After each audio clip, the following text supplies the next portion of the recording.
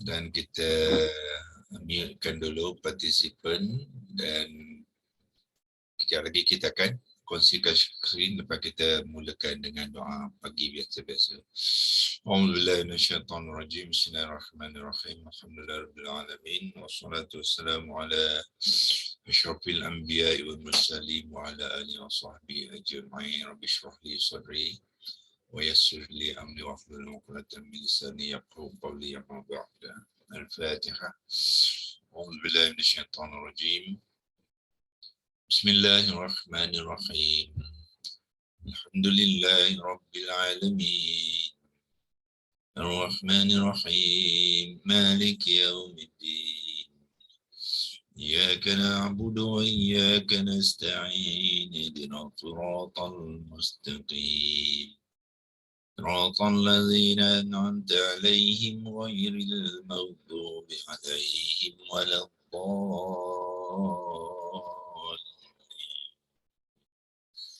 Amin. Okey, kita terus buat perkongsian skrin dan kita akan terus kepada senarai-senarai kalimah-kalimah yang dibangunkan daripada Qaf Ulam dengan menggunakan digital Al-Quran Corpus Arabic.com.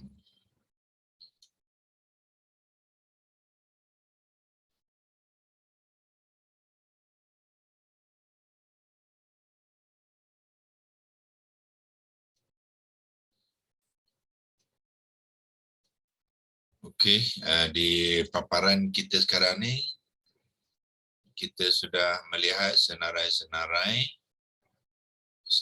kalimah-kalimah dalam kumpulan isim masdar, ya. Isim masdar bahasa Inggeris dia panggil verbal noun. Bahasa Melayu adalah kata nama terbitan. Kata nama terbitan daripada kata kerja. Itu dimasukkan isim masdar, ya. Sebab kata terbitan ni dia banyak, ya. Termasuklah kata terbitan dalam bentuk fi'lun, iaitu fi'lun madhi, fi'lun mudhari', fi'lun nahi, amar dan sebagainya. Dalam kumpulan kata nama, kata terbitan boleh menjadi dalam bentuk isim fa'il, isim maf'ul dan isim masdar, dan banyak juga kalimah-kalimah kata nama yang lain yang tidak dikaitkan dengan wazan, ya. Ada kumpulan yang dikaitkan dengan wazan, ada kumpulan yang tidak dikaitkan dengan wazan, ya. Okey, mungkin saya pada masa sama buka vocabulary template tu sekiranya kita ingin merujuk kepadanya, ya. So kita buka dia standby. Kalau kita perlu guna nanti kita akan guna. Kalau tidak kita akan tumpukan kepada arabiccorpus.com. Okey, hari ini hari Selasa, pagi semalam kita mengupaskan kalimah di dalam ayat dan surah Al-Mulk, ya, iaitu wa'sirru qawlakum awijharu bih. Apa kalimah yang kita kongsikan semalam ialah qawlakum, ya, qawlakum. Dalam ayat ke-13, 67 adalah surah Al-Mulk, ya. Dan qawlakum adalah kalimah yang kedua di dalam ayat itu, ya. Okey, so hari ini kita akan pergi ke surah yang seterusnya, iaitu surah 69, ya. Okey. Surah 69, kalau kita nak tahu, ya, kita boleh tekan di bahagian ni. Dia akan bawa kita kepada ayat, ya, ayat ini yang nak dikongsikan hari ini, dan juga dia beritahu kita surah dia. Tuan-tuan boleh lihat surah dia di mana, di sini. Al-Haq, Al-Haqqah, Al-Haqqah. Yang ini Romanize A dengan ada tanda baris di atas tu menunjukkan dia adalah panjang, ya, bacaan yang panjang. So dari segi tajwid, kalau kita haqqah ni dia akan mengambil 6 harakat lah, ya. Harakat kerana apa? Dia membabitkan mad alif yang bertemu dengan qaf yang bertasydid, ya, ataupun apa yang kita panggilkan sebagai mad lazim kalimi musaqqal.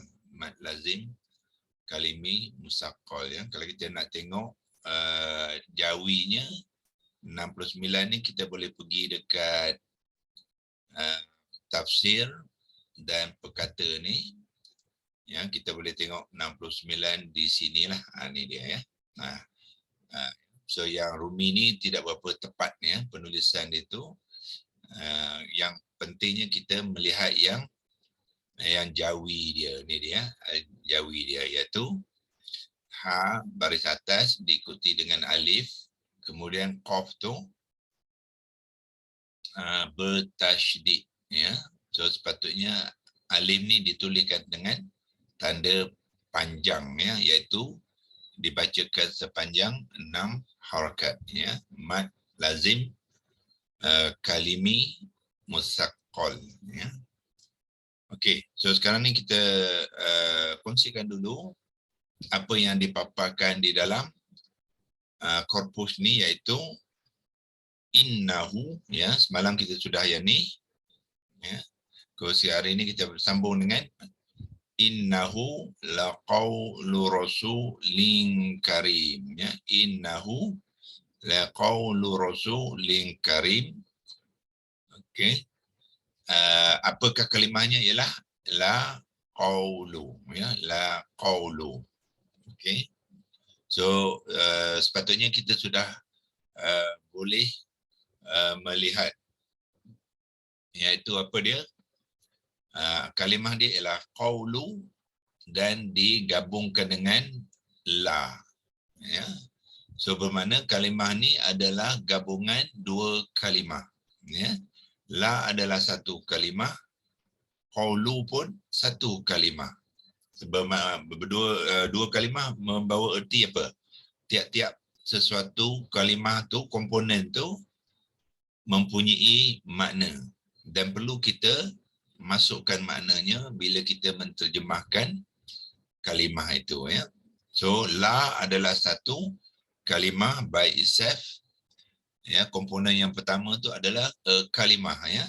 Bukan dia huruf saja, dia adalah satu kalimah, ya. So masa kita menerangkan, kita boleh menerangkan yang huruf lam, ya. Huruf lam ini adalah sebenarnya satu kalimah, ya. Apa kalimah dia? Dia adalah lam taukid, ya. Lam taukid. Kalau tuan-tuan dan puan-puan yang baru mengikuti sesi kita ni, kalau tak berapa kenal lam taukid, saya tuliskan sekarang, ya, dalam jawi dia. Apa yang kita selalu sebut lam taukid itu kita kena tahu, ya. Kita tahu mengeja dia, tahu menulisnya, ya. Kadang-kadang kita dengar je, kita tak berapa kenal, ya. So lam taukid macam ni je ni, ya. Lam saya bariskan sekali, ya, untuk kita orang ajam. Orang ajam ni makna apa? Orang bukan Arab lah. Kalau orang Arab dia tak payah baris, ya. Dia sebut lam tu dia tahulah. Apa dia lam tu ialah lamun. Itu dia ejaan yang sebenarnya, ya. Lamun. Kita sebut lam tu, ejaan yang sebenarnya ialah lamun. Itu lam baris atas diikuti dengan alif mat dan mim yang dhammah bertasydid. Dia adalah isim nakirah yang mufrad, ya. Nakirah yang mufrad itulah ejaan dia lam. Baris huruf lam ni ejaan dia lamun, ya. Kalau nak letakkan alif lam ta'rifah pun tak mengapa, ya. Kalau kita nak gunakan alif lam ta'rifah, apa kita buat? Ya, ambil hamzah wasal. Ya, di sini saya masuk ke sini. Sebelum dia masih lagi pergi situ, ya. So saya kena beri space dulu. Okey. Alif lam ta'rifah, masukkan lam. Kalau nak menukarkan isim nakirah kepada isim ta'rifah, ya. Okey. Al-lam. So apa kita buat? Kita gabungkan dia, ya, kita gabungkan dia. So bila bergabung, lam yang tadi baris atas kena ditambahkan tasydid dia, ya. Okey. Jadi jadilah alla, kemudian mim ni dihilangkan tanwin dia. Itu dalam bentuk nakirah, dalam bentuk ma'rifah. Ya. Okey, turunkan sini. Kalau bentuk nakirah, balik semula tadi ialah lam baris atas, alif dan mim yang bertasydid. Itu dia. Ini bentuk nakirah. Lamun taukidun. Ya, ta baris atas, waw yang sukun, kaf baris bawah dengan ya mad dan dal tanwin dhammah. Itu dia, ya. Apa yang kita masukkan, lam yang kita sebut lam taukid tu, jangan salah sebut, ya. Jangan sebut taukid tu ta ke ataupun huruf lain, dia huruf dal. Lamun taukidun, ya. Ini apa? Harfun penekanan, ya. Harfun, huruf lah, ya. Huruf penekanan, memberi tekanan kepada makna dia itulah, ya. Alif non, ya. Huruf penekanan biasanya membawa erti apa? Okey, yang ni membawa bahasa Melayu saya kena gunakan, guna koleksi logos yang Jawi, ya. Sekarang saya tunjukkan macam mana nak gunakan Jawinya. JKL kita ambil sini, select language di sini, lepas tu pilih Jawi, so kita akan dapat keyboard yang Jawi, ya. Sebab setengah keyboard Rumi ni dah tak ada dalam Arab, ya. Kalau kita nak ngeja sesungguhnya tak dapat dalam Arab. Nga tidak ada, ga tidak ada, ya. Jadi kita nya pun tidak ada, so kena gunakan yang Jawi, ya. Jadi lam taukid boleh memberi erti dalam 3 cara, ya. Satu ialah sesungguhnya. Sesungguh, waw, ha, nya. Okey, saya besarkan sikit, ya. Tu. Sesungguhnya. Itu satu cara. Satu makna yang dia boleh gunakan mengikut konteks, ya. So kita komakan dia. Okey, lepas tu dia juga boleh memberi erti pasti, ya. Pasti. Fa, sin, ta, ya. Itu yang kedua. Maknanya pasti, dah tentu. Itu dia namakan penekanan, ya. Penekanan, ya. Sesungguhnya kadang-kadang kita boleh gunakan dalam pasti dan kadang-kadang kita boleh guna dalam betul, benar-benar. Ba, non, alif, ro,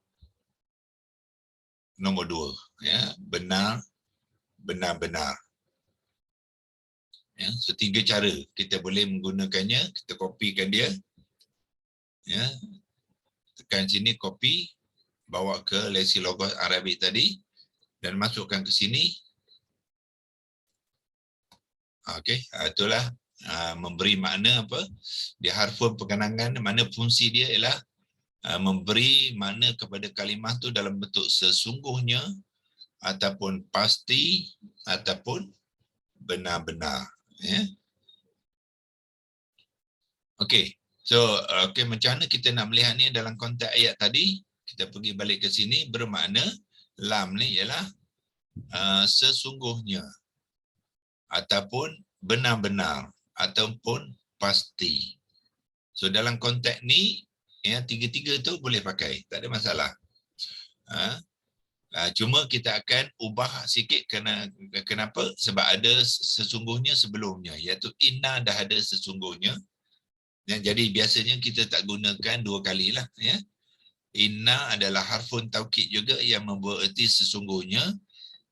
Jadi kalau ada satu lagi harfun taukid, so kita tu tak gunakan sesungguhnya dua kali. So kita akan gunakan benar-benar. Ya, kita gunakan benar-benar. Jadi sesungguhnya, ya, nya ni ialah apa?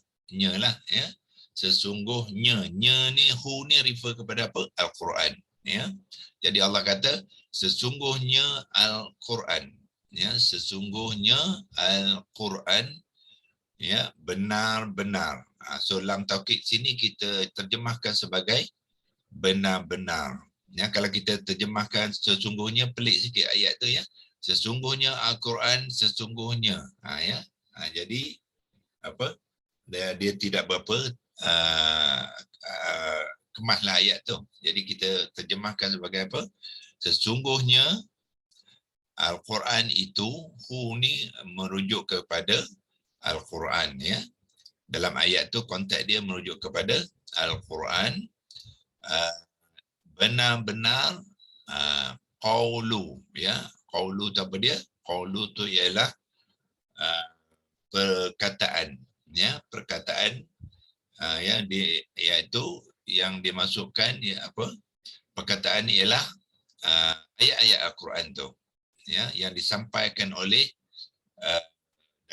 ayat ni ialah siapa yang menyampaikannya ialah Rasulin, ya, messenger ataupun utusan Allah tu, iaitu apa, malaikat Jibril yang menyampaikan Al-Quran tu kepada Nabi kita Nabi Muhammad sallallahu alaihi wasallam, ya, dan Nabi kita sampaikan kepada sahabat-sahabatnya sehinggalah sampai ke kita sekarang. Jadi Allah nak mengatakan yang Al-Quran itu sesungguhnya apa? Ya, benar-benarlah perkataan-perkataan Rasulin Karim, ya, perkataan-perkataan yang ataupun yang diutuskan, ya, sebab Al-Quran itu diutuskan oleh Allah melalui Jibril, ya. Jadi Jibril itu Allah menyatakan dia juga seorang Rasul. Rasul ni generik, dia apa? Utusan, ya. Maka Jibril adalah utusan Allah. Nabi kita juga utusan dari Allah, ya. So Rasulun boleh digunakan kepada malaikat yang diutuskan oleh Allah dan juga Nabi, ya. So bergantung pada konteks ayat, ya. Kalau konteks ayat tu ini ditujukan kepada Nabi Muhammad, jadi Rasulin adalah Jibril. Kalau ayat tu juga ditujukan kepada kita, bermakna Rasulin ni ialah Nabi kita lah, ya, Muhammad, ya. So kita akan tengok konteks tu di dalam ayat yang seterusnya, contoh di ayat di bawah ni, sebab dia adalah surah yang sama, ya. Dia pergi ke, okay, tengok boleh. Sorry, dia pergi ke tempat lain pula, okay. Qaf waw lam, ambil dictionary balik. Okay, ambil di sini. Ambil wama, okay. Belakang. Okay, ini dia, ya. Okay. Okay, so Rasulin, kalau ayat itu tidak digunakan pakai oleh kita, sebenarnya Rasulin itu refer kepada Nabi lah, ya. Nabi adalah Rasul kita, ya. Tapi dalam konteks ayat ni dia menunjukkan kepada malaikat Jibril yang diutuskan oleh Allah untuk membawa Al-Quran itu, ya, kepada Nabi kita. Jadi Rasulin, ya, dia adalah seorang utusan. Okey. So lihat pertalian di antara qaulu dengan rasulin, ya. Rasulin. Qaulu, lihat dia baris dhammah dan tidak bertanwin, ya. Okey. Tidak bertanwin kerana dia sudah menjadi mudhaf. Bila mudhaf bermakna berlakulah idhafah, ya. So bermakna qaulu rasulin ialah idhafah, ya, iaitu qaulu adalah mudhaf, rasulin ialah mudhafun ilaih, ya. Sebab itulah lam ni mengambil baris bawah. Sebab dia sudah jadi majrur. Isim majrur yang mufradah dan nakirah, ya. Dia diceritakan secara umum, ya. Saya ceritakan secara umum. Dia adalah, jadi Allah kata innahu, sesungguhnya Al-Quran itu benar-benar, ya, perkataan qaulu walaupun dia mufrad tapi ayat-ayat Quran tu banyak, ya. Banyak.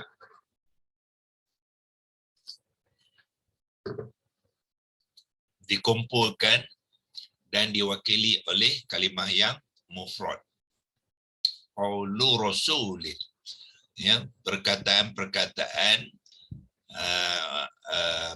utusan, utusan, seorang utusan, sebab dia mufrad.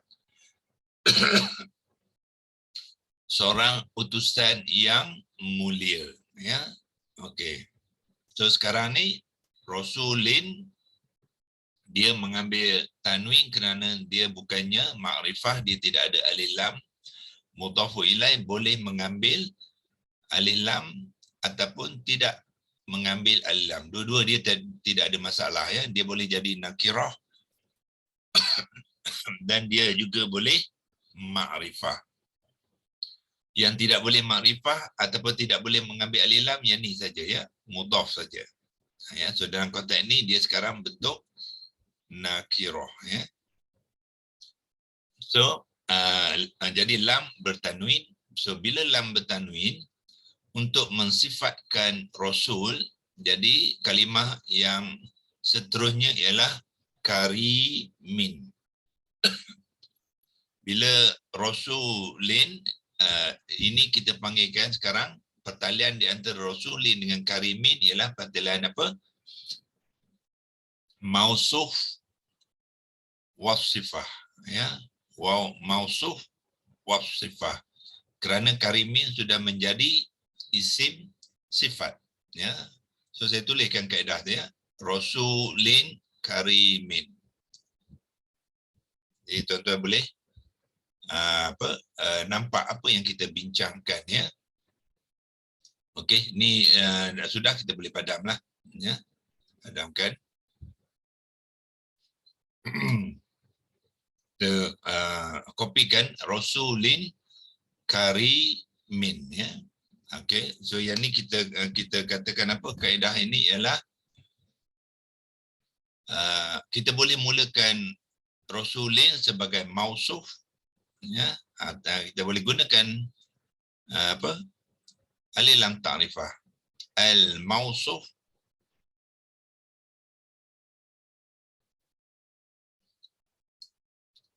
dan isim sifat. Karimin ialah isim sifat, yang ni ialah mausuf. So kita kata al mausufu wasifah. Waw, hamzah wasal dengan lam dengan sod. Sod ni ialah bertasydid, ya. Letakkan tasydid dia. Wasifah.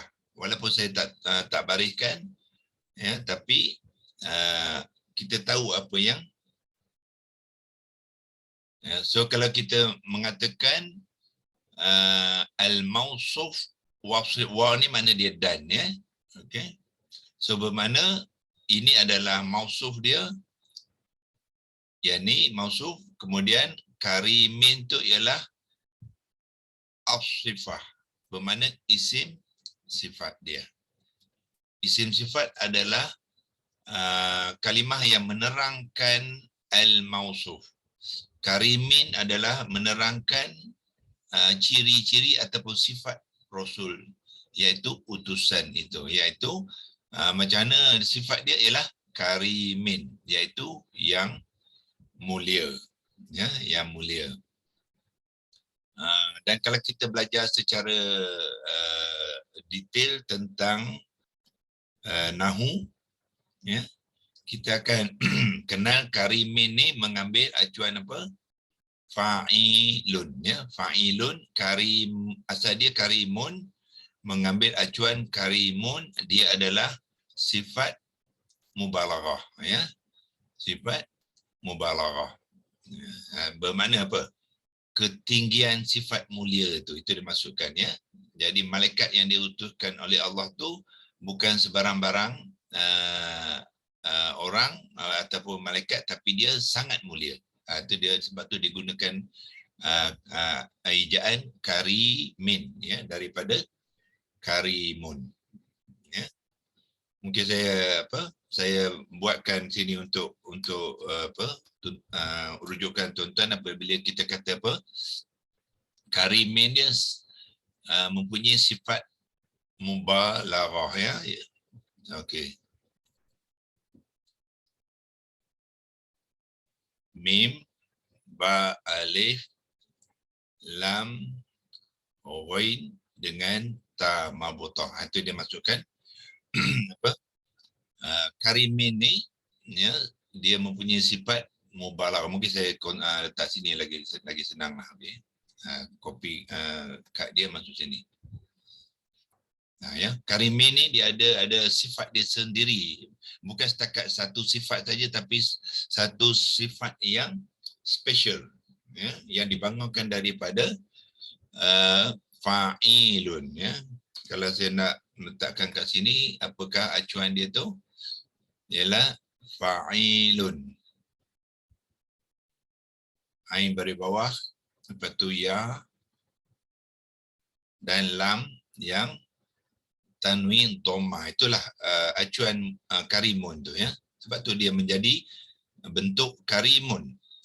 Asalnya kari daripada fa'ilun jadi karimun, tetapi sebab dia mahu mengikut rasulin bari majrur, so diturun kepada majrur, ya. Asal dia adalah marfu' karimun, ya.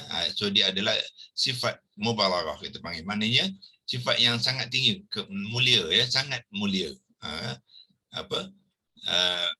Utusan yang sangat mulia, ya. Kita tidak menggunakan maha, ya. Sebab dia bukannya Allah, ya. Kalau kita gunakan sifat karimun, karimin untuk Allah dan kita terjemahkan sebagai maha mulia, ya. Alimun karimun, innallah alimun karimun, dia adalah sifat yang mulia, maha mulia, ya. Tetapi ini, ya, malaikat. So kita, kalau kita terjemah, sangat mulia. Itulah karimin yang digunakan di dalam, ya, kalimah, ya, kalimah ini.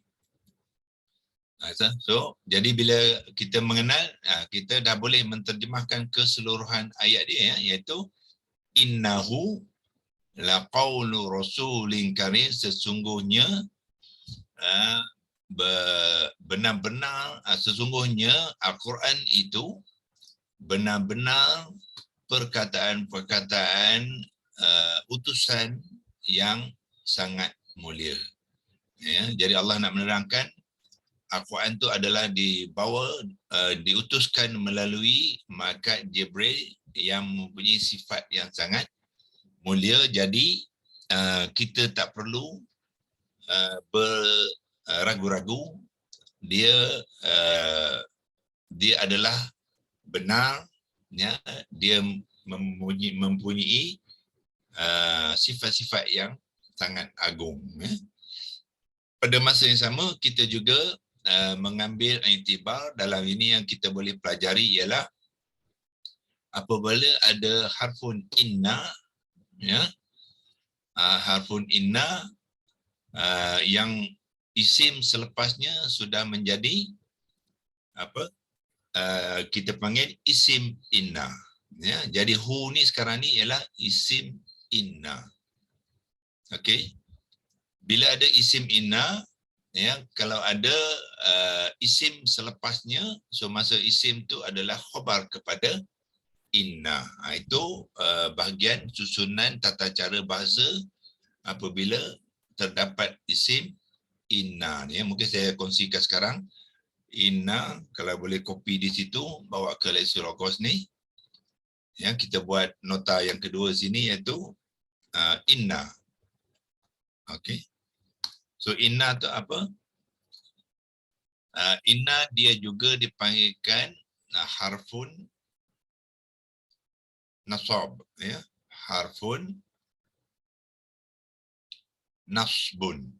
Non sod dengan ba, ya. Kalau nak bariskan non pada atas, sod tu disukunkan dan ba tu di tanwin dhammahkan. Itu dia kita sebut harfun nasab. Harfun nasab tu ejaan dia sebenar macam ni lah, nasbun.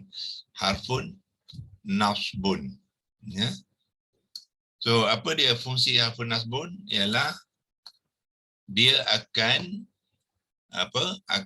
memansubkan isimnya, ya. Di manakah isimnya? Ialah hu ni.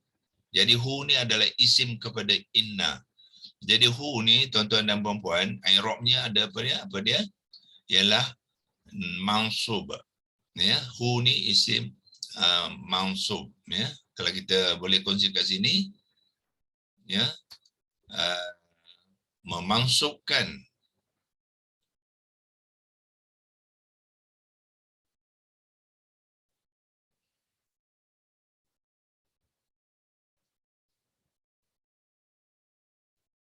okey. So dia memasukkan isimnya, ya.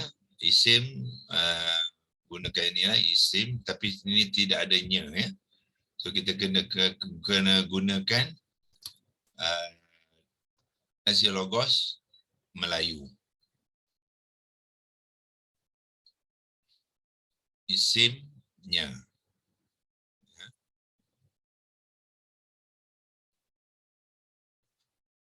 Atau Melayu dia kita gunakan apalah ya lah, ya, sebab Melayu dia tak ada baris. So isimnya. Masukkan isimnya. Di manakah isimnya? Ialah hu ni, ya. So hu Al-Quran ni walaupun berbaris hadapan, dia sebenarnya isim nasab, ya. Hu ni isim nasab. So di manakah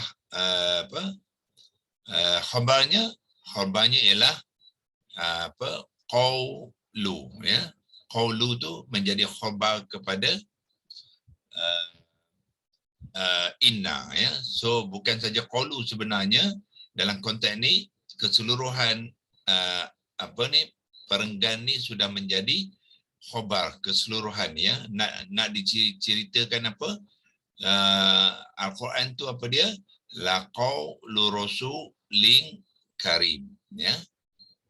Jadi khabarnya ialah keseluruhan dia, ya. Kadang-kadang khabar boleh jadi satu kalimah saja. Kadang-kadang khabar tu boleh menjadi keseluruhan, satu ayat pun boleh, ataupun perenggan daripada ayat itu yang biasanya menerangkan kedudukan isim inna tadi. Itu dinamakan khabar, ya. Khabar tu ialah dia menerangkan isim inna tu. So itu dipanggilkan khabar inna. Dia adalah dalam bentuk marfu', ya.